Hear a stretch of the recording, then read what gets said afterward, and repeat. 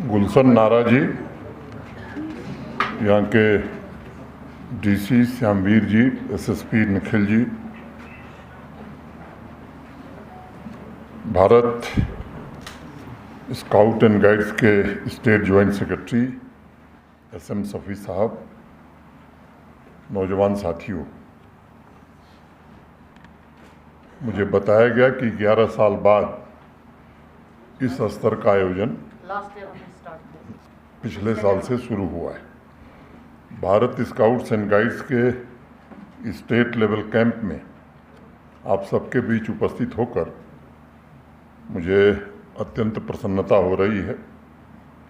आपकी एक rich legacy रही है और जिस प्रकार से जम्मू कश्मीर में भारत स्काउट्स एंड गाइड्स विशेष रूप से यूथ एम्पावरमेंट पर काम कर रहा है, निश्चित रूप से मैं उम्मीद करता हूं कि राष्ट्र निर्माण में अपनी ऊर्जा से आप सब योगदान दे सकेंगे और ये हम सबके लिए गर्व का विषय है।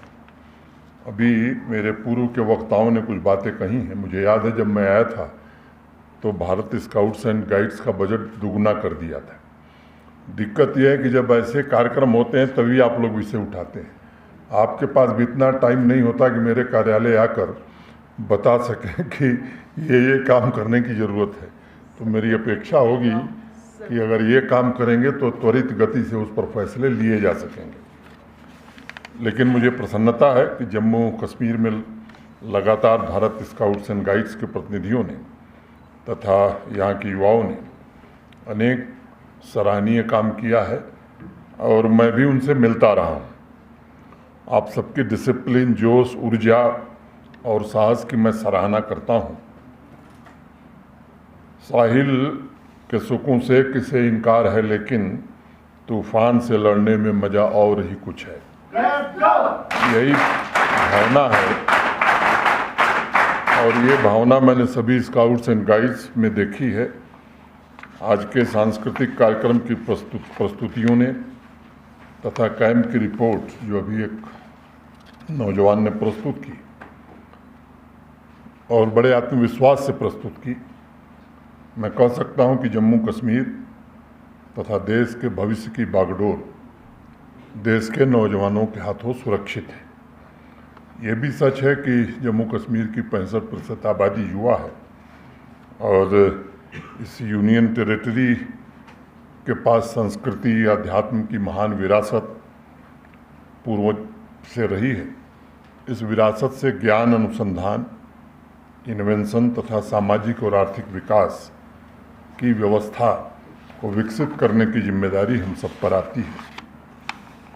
116 वर्ष बाद भी स्काउटिंग तथा गाइडिंग के वही मूल्य हैं जिनका बीजारोपण पॉवेल ने स्थापना के समय 1907 में किया। मुझे लगता है कि भारत में इस काम को सबसे आगे बढ़ाने में पंडित मदन मोहन मालवीय जी का सबसे अविस्मरणीय योगदान रहा है और 1918 में इंस्टीट्यूशन के रूप में एकता, राष्ट्र प्रेम, चारित्रिक निर्माण, परोपकार, ईमानदारी, प्रेम, मैत्री और वसुधैव कुटुंबकम के मूल्य पंडित मदन मोहन मालवीय जी ने इसके साथ जोड़े। आप सब लोग ये बात जरूर याद रखिए कि जब भी आप समाज में अन्य लोगों से संपर्क करते हैं तो वो महज एक इंटरेक्शन नहीं है। आपके और आवाम के बीच ये इंटरेक्शन नहीं हो रहा है, बल्कि सेवा, साहस, कर्तव्य से सामना हो रहा है। हर एक स्काउट सेवा, साहस और कर्तव्य का प्रतीक है और पिछले 116 वर्षों से लगातार स्काउट्स एंड गाइड्स के अलग अलग इंस्टीट्यूशन ने एक भारत श्रेष्ठ भारत की भावना को, सामाजिक सौहार्द तथा निस्वार्थ सेवा के साझे मूल्यों को आवाम में जागृत करने का प्रयास किया है। अनेक बार लोग सवाल करते हैं कि what is youth power and how it helps the mission of scouts and guides. In my opinion, youth power is an infinite source of energy that is always ready to serve, always ready to make a difference, always ready to embark on adventurous pursuits, always ready to swim against the flow, to innovate, invent something new, always ready to pass through the fire to become gold, always ready to transform the society for greater good. Our youth, scouts and guides are always aspiring to give birth of new consciousness to the society so that no one is left behind in the journey of development and prosperity. Youth is the energy that is ready to jump into unknown and create new path for development of a modern society with ecological and economic sustainability. और मैं इस बात को मानता हूँ कि scouts की साहसपूर्ण खोज अपने लिए नहीं होती है, बल्कि वह समाज के समृद्ध भविष्य के लिए नए रास्ते तलाश करती है। अनेक अवसरों पर कोविड के दौरान भी मैंने देखा, पिछली बार जब श्री अमरनाथ जी यात्रा हो रही थी तब भी मैंने महसूस किया, अभी खीर भवानी मंदिर में जो आयोजन था, आपने जो सराहनीय काम किया, जम्मू कश्मीर प्रशासन इसकी दिल से सराहना करता है। अब आप देखें 1953 में एडमंड हिलेरी और तेंजिंग नार्गे ने जब एवरेस्ट की चोटी पर फतह की तो इंसान का दुर्गम चोटियों पर विजय करने का वो कोई पहला अभियान नहीं था। युवा जोश, जज्बा, साहस, चेतना लगातार कोशिश कर रही थी 1921 से, और उस अनजान चुनौती को हासिल करने के अनेक प्रयास हुए जिस पर इंसान नहीं पहुंच पा रहा था। एवरेस्ट अभियान में इंसान की पहली सफलता 32 साल बाद यानी 1953 में मिली, और आप गौर करिए कि 32 सालों तक बिना धैर्य खोए युवा चेतना ये कोशिश कर रही थी। ये नौजवानों का साहस है जो अनजान रास्तों की खोज करना चाहता है ताकि भविष्य में समाज को उन रास्तों पर चलने की व्यवस्था तैयार की जा सके।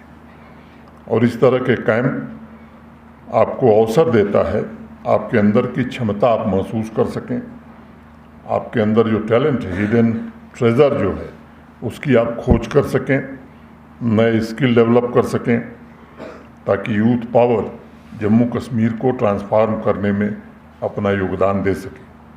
पिछले महीने श्रीनगर में आप सबने देखा भी G20 की मीटिंग आयोजित की गई थी, और मैं कह सकता हूँ आज कि कश्मीर के नौजवानों के एस्पिरेशंस को आज मैं देख रहा हूँ कि वो ग्लोबल एस्पिरेशंस से जुड़ गई। 20 दिन बाद भी G20 मीटिंग के 20 दिन बाद भी आज भी अगर आप नज़र दौड़ाएंगे तो अलग अलग तरह का उत्साह नौजवानों में दिख रहा है। कुछ दिन पहले मैं सोशल मीडिया पर कुछ वीडियोस देख रहा था, कुछ बच्चे बच्चियां पेंटिंग कर रहे थे, कुछ पोलो व्यू मार्केट में म्यूजिक के कार्यक्रम में शिरकत कर रहे थे। यानी एक ऐसा वातावरण तैयार हुआ है जिसमें हर एक नौजवान अपने टैलेंट को आवाम के सामने रखना चाहता है, वह अपनी इंडिविजुअलिटी को प्राप्त करना चाहता है।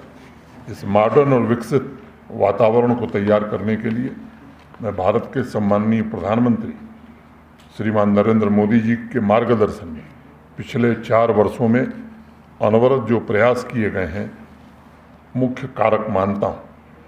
नए संसाधन जुटाए गए, अब हमारा नौजवान big data, artificial intelligence, robotics, 3D printing जैसे स्किल्स सीख कर ग्लोबल कंपटीशन के अनुकूल बन सका है।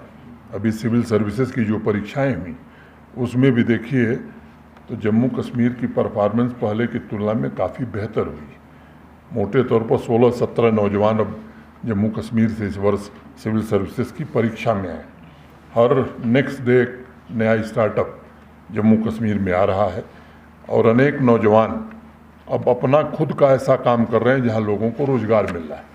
और मुझे बताते हुए प्रसन्नता है कि हमारी बहनें इस फील्ड में सबसे आगे बढ़ कर के काम कर रही हैं। ये सच है कि सभी एस्पिरेशंस को पूरा करने के लिए सामाजिक परिवर्तन और सतत विकास की आवश्यकता होती है। यह लक्ष्य आपके माध्यम से ही पूरा हो सकता है। आप देखें तो आज नॉलेज इकानमी की बड़ी चर्चा देश में, दुनिया में हो रही है। एक समय था जब इसी के भारत की जो इकॉनमी है उसका कंट्रीब्यूशन दुनिया की GDP में लगभग 25% था। और कोई कारण नहीं था। सोने की चिड़िया हम इसलिए नहीं कहे जाते थे कि भारत में सोने का भंडार बहुत था, बल्कि हमारे यहाँ जो एकेडमिक इंस्टीट्यूशंस थे, नॉलेज इंस्टीट्यूशंस थे, वहाँ इस तरह का ज्ञान लोगों को मिलता था, इस तरह के प्रोडक्ट हम दुनिया में बनाते थे, देश में बनाते थे, जिसकी खपत दुनिया भर में होती थी। और जब विज्ञान को ये नहीं मालूम था कि नेविगेशन क्या होता है, उस समय भी भारत के पानी के जहाज सुदूर दक्षिण के आगे, दक्षिण अफ्रीका के आगे निकल जाते थे। लागार्थिम के आधार पर कुछ इक्विपमेंट हमारे देश में लोगों ने बनाए थे।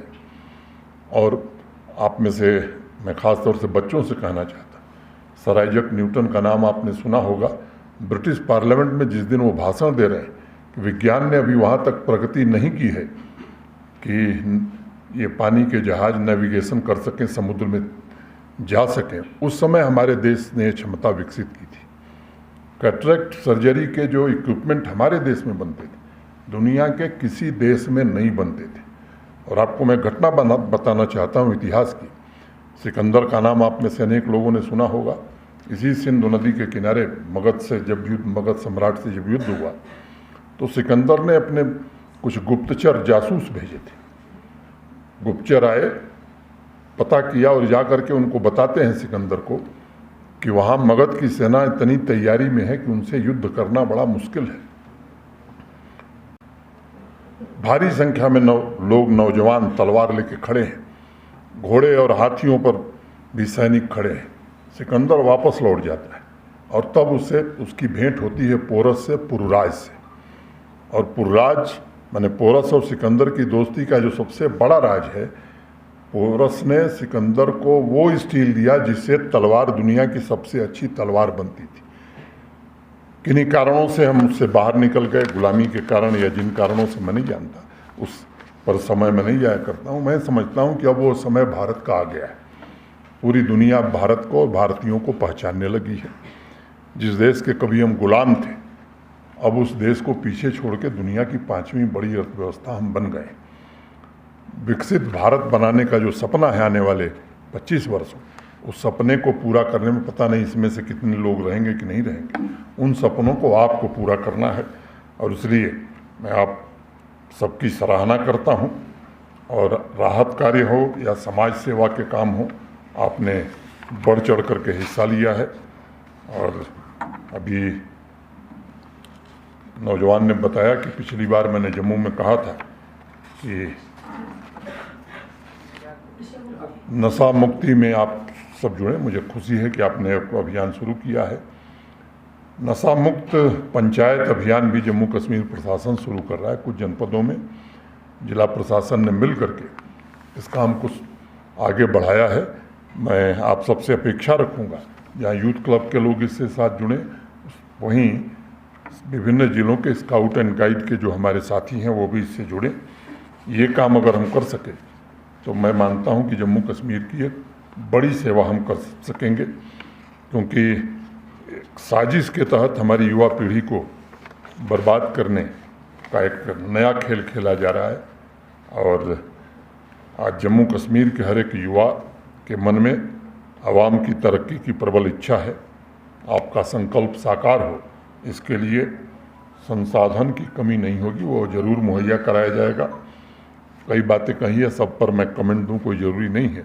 मैं आप लोगों से ये कहूँगा कि मेरे कार्यालय आकर के प्रिंसिपल सेक्रेटरी को आप लिखित रूप से दे दें। जो संभव होगा वो ज़रूर कर दिया जाएगा। इन्हीं शब्दों के साथ मैं आप सबको इस कैंप के सफल आयोजन की बहुत शुभकामनाएं और बधाई देता हूं। आपने जो अनुभव प्राप्त किए हैं, जो नई ऊर्जा आपको मिली है, वो आवाम के और जम्मू कश्मीर के बेहतर भविष्य में काम आएगी, ऐसी मैं कामना करता हूं। मैं फिर से आप सबको धन्यवाद देते हुए अपनी बात पूरी करता हूं। धन्यवाद। जय हिंद।